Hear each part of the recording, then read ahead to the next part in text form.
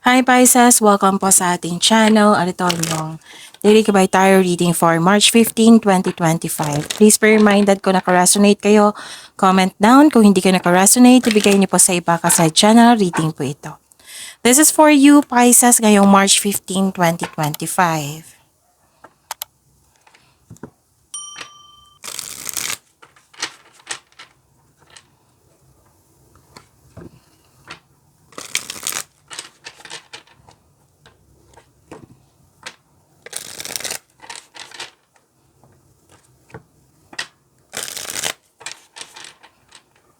This is for you, Pisces, ngayong March 15, 2025. Maraming salamat po sa inyong patuloy na suporta at maraming salamat din po sa mga hindi nag-skip ng ads. Gamitin ang reading na ito bilang kabay lamang sa mga hindi pa nag-subscribe. Subscribe na po kayo at click bell notification para malaman nyo na may bago tayong video. Para sa mga gustong magpa-reading po, may lumabas dyan sa screen nyo ngayon. Panoorin nyo po at sundin ng instruction. Spirit Guide, mga ganap pa para kay Pisces ngayong March 15, 2025. I need 3 cards po para kay Pisces.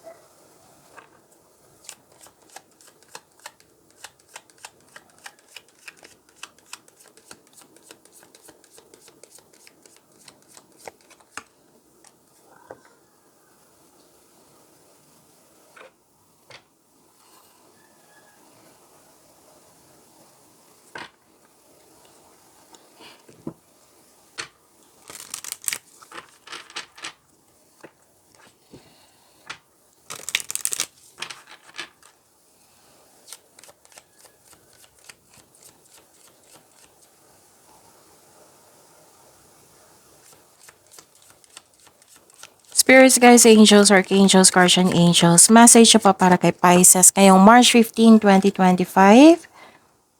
Another message po.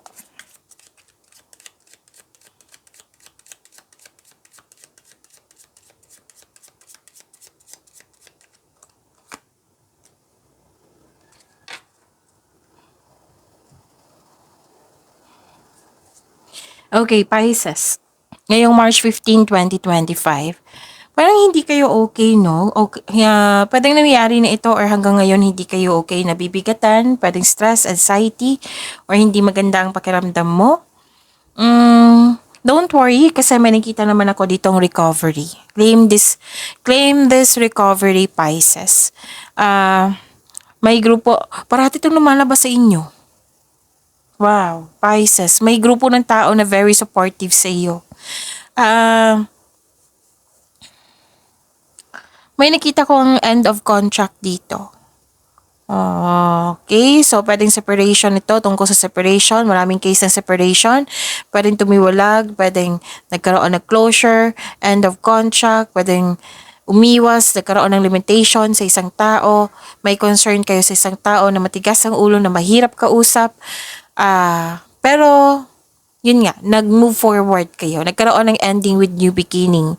Tapos may ano dito, grupo ng tao. Dalawang card na kasi nagsabi dito eh. Nag-uusap kayo. Pwedeng meeting ito, reunion, public event, special event, pwedeng birthday party, pwede din na, yun nga, public event. Basta may nagtipon-tipon. 777, forgiveness. Love can heal even the deepest wounds. The angels encourage you to forgive and let go of past grievances in your relationships, allowing love to flourish and grow. 4040, love and connection. Love surrounds you.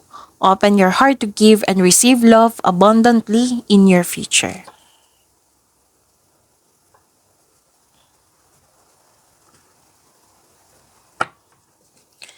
Spirit Guide, ano po yung energy ni Pisces ngayong March 15, 2025?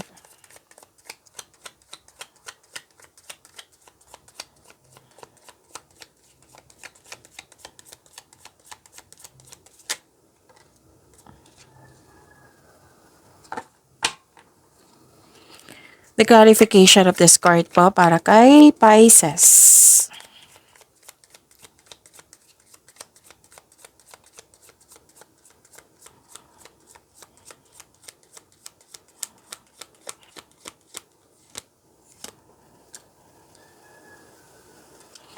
Kung may narinig kayo or may nakita kayong repeating message, meaning to say, pinupush ng cards niyan kasi ang ilan sa inyo hindi pa binigyan ng atensyon. Na kung maaari din po, bigyan niyo po ng solusyon at aksyon. Remember, Pisces, at the end of the day, alam mo na ikaw lang taong may kakayahan at support at responsable. Oo. Again, alam mo na ikaw lang taong may kakayahan at responsable na gumawa ng sarili mong katotohanan at kinabukasan. So, ano yung energy ni Pisces?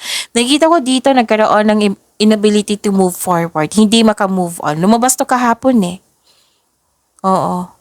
Yung hindi maka-move on. I think this is different card. So, nagkaroon ng stagnation. You felt defeated. Wag kayong mag-claim ng negativity. Na hindi yan nakakabuti sa'yo. Nagkaroon din ng confusion dito. You have lack of confidence around a specific goal or lack of focus or loss of direction. Kasi may nangyaring away. Kasi hindi naging successful yung plano or hindi naka-move on nga. Ang advice ng card niyo po dito, mag-create kayo ng konkretong plano in order to regain momentum. Impulse control ay kailangan po in order to grow at maggawa kayo ng action in a positive direction. Be confident, ha? Be confident kasi gagawa dapat kayo ng action para mawala itong negativity na ito, confusion na ito. Okay? Bypassing difficulties, may nangyari dito na pwedeng in denial ka, ayaw mong alamin, or ayaw mong harapin, or hindi ka makapaniwala, refusing to acknowledge the truth.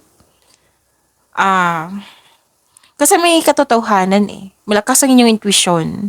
Kaya lang, ayaw mo siyang harapin, or umiiwas ka sa totoong nangyari. May consciousness, may paninilang, may nagkaroon ng katotohanan, nalaman mo yung katotohanan, nagkaroon ng clarity. So may naulit dito na problema na nagbigay ito ng trauma sa iyo eh. Pwedeng naulit na sabi ko na pala. Naulit po ito. So ayaw mong alamin kung bakit ito naulit. So sabi ng card dito, magbigay kayo ng atensyon. Magbigay kayo ng atensyon at solusyon. Para kung maulit naman ito, at least hindi na siya maulit kasi magiging aware ka na eh. Nabibigyan mo na siya ng solusyon. Oo. Gagawin mo lahat para maiwasan na mangyari yan. Kasi may natutunan ka na. Okay?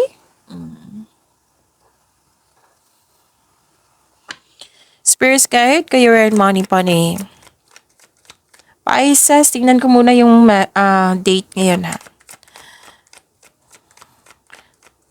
Fire and money po ni Pisces ngayong March 15, 2025. Para tama yung i-mention ko. March 15, 2025. The clarification of this card po.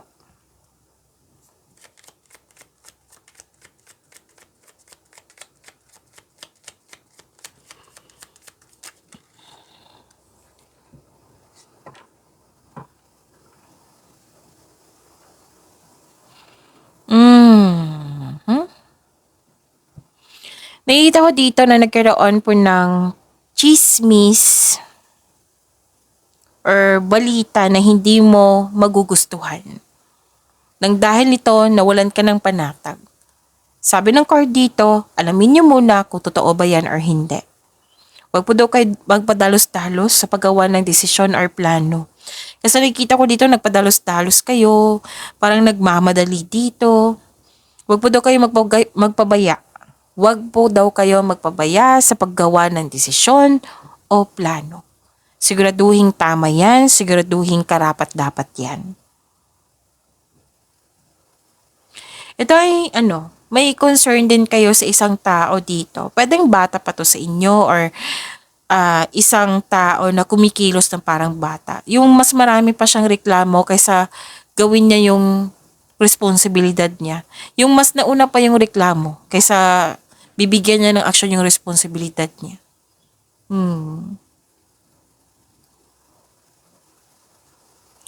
And nakikita ko dito na nagkaroon po ng generosity kasi may natanggap kayong blessings. You're sharing your resources, nagkaroon ng pagkakaisa, nagkaroon ng, yes, generosity nga. Pwede din magkakatanggap ka ng regalo or tulong. Pwedeng kayo ang nagbigay nito kasi mahilig kayo magbigay ng tulong, Pisces. Pwedeng kayo ang nakatanggap. So, give back kung kaya mo o may sobra ka. Kung magiging komportable ka sa pagtanggap ng tulong, mas maraming kasaganaan ang dadaloy sa iyong buhay. Why? Because that is a positive energy. Tinanggap mo yung blessings na may positive energy. Kasi ang universe magbibigay yan ng blessings. Pwedeng direct sa iyo, pwedeng ipadaan niya sa tao para ibigay sa iyo. So, this is career and money, right? May marireceive kayong malaking pera. Or parating pa. This is return investment. Ay, hindi to parating. Dumating na. Oo. Or pwedeng 6 days from now.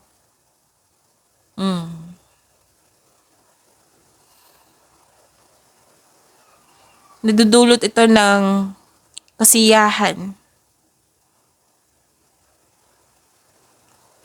May nakita ko ditong pag-angat mo.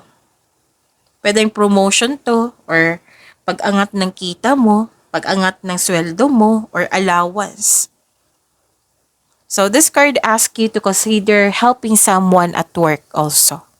Ang ilan nga sa inyo dito mahilig magbigay. Lalo na sa charity, yung sa mga taong nangangailangan. Mahilig din kayo magbigay ng pre-loves clothes or gamit sa bahay. Generous kayo eh. Okay. Spirit's Guide. Love life, self-love, partnership, and romance ni Pisces ngayong March 15, 2025.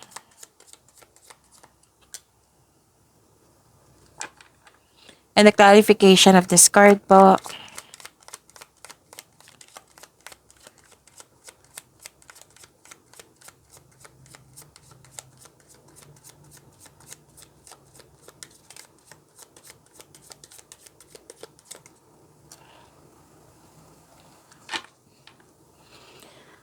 Okay.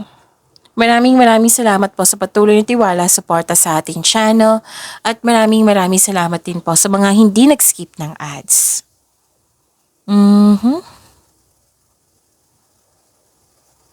May nakita ko ditong delay. Kailangan habaan ng pasensya. Pero yung delay na ito, this is abundance. Oo. Okay, may dumating na opportunity na hindi mo napansin, hindi mo ito nakita dahil you are trying too hard or nakafocus ka sa isang opportunity. Pwedeng, for example to na pwedeng manliligaw ito. Pwedeng nagbigay ng potential. Example lang po iyan. So, the universe asking you to loosen grip and mag-relax. Mag-reconnect ka at mag-ask ka ng divine assistance. So, yun, nabahaan nyo po yung pasensya nyo kasi may delay. Pero yung delay na ito is abundance. Hindi naman yan cancela eh. Darating din yan. So, instead na ma-disappoint kayo, i-attract mo. Dumating ka na. So, alam kong parating ka na. Sana dumating ka na bukas. I-attract mo. And okay. May sabi ng card nyo dito na may loss of money dito eh. Pwedeng napagasta kayo ngayon. Na napagasta kinuha, nagasta, nawala, or ano pa, ninakaw, na-damage. So, check your money now. Lalo na yung ipon mo. Kasi may nakita ko ditong ipon. Or lalo na yung dumating na pera. Baka dumaan lang yan sa palad mo. So, check your money. Time management. I-manage mo. Okay?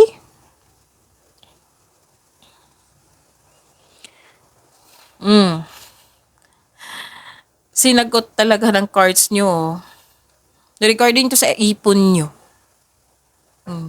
Kasi yung sabi ng card dito, na mag-save pa kayo ng money, control on overspending. Pwede na nagkaroon ng tension ng dahil sa ipon nyo.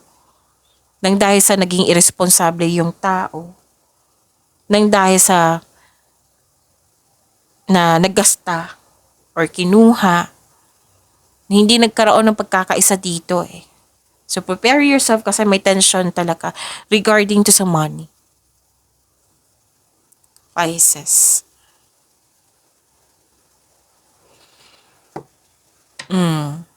Kung nagkaroon ng conflict regarding yung sa sinabi ko kanina, pwedeng nagkaroon ng arguments no the other day. Now, this is releasing or letting go of grudges. Mag-ingat kayo sa nag-approach sa inyo ha. Pwedeng bumalik yung nakaraan, pwedeng naalala nyo yung nakaraan, pwede yung nakaraan bumalik sa iyo. Pero mag-ingat kayo sa kanya kasi may nakita ko ditong may gusto siyang kunin sa iyo. So, may tao dito na ayaw mag-give up. Pwedeng lumabas to sa inyo kahapon, Pisces, or sa sa love reading nyo, sa love job. So, this is a repeating message. Pay attention. So, this card tells you to release all grudges in order to move forward. May pagpatawad na mangyayari na pwedeng pinatawad mo siya through your mind and heart para to sa peace of mind mo. Ano pa? Nakikita ko rin dito na nagkaroon po ng may nag-celebrate ng monthsary anniversary. Kanina pa to Pisces, no? Celebration. Pwedeng birthday nyo. Basta may party dito. Which is nag-clarify siya dito sa inyong card. May celebration ako nakikita. And naging impatient po daw kayo. Or may okay. O naging patient nga. Sa isang sitwasyon, sa isang bagay. Huwag po daw kayo magmadali sa paggawa ng desisyon. Alamin nyo kung totoo ba yan or hindi. Alamin nyo kung karapat-dapat ba. So, this is repeating message ha. Pay attention po. Marahil nagkaroon ng delay. So, yun. Yung sabi ko kanina sa inyo na the universe is trying to show you something. Baka may na-miss kang opportunity. Use your time wisely. While you wait. Habaan ng pasensya. Kailangan ng pag-intindi. Huwag mainip. Sikapin na huwag mainip. So, may challenge dito. Pwede sa grupo ng tao to. Pwede din sa isang tao.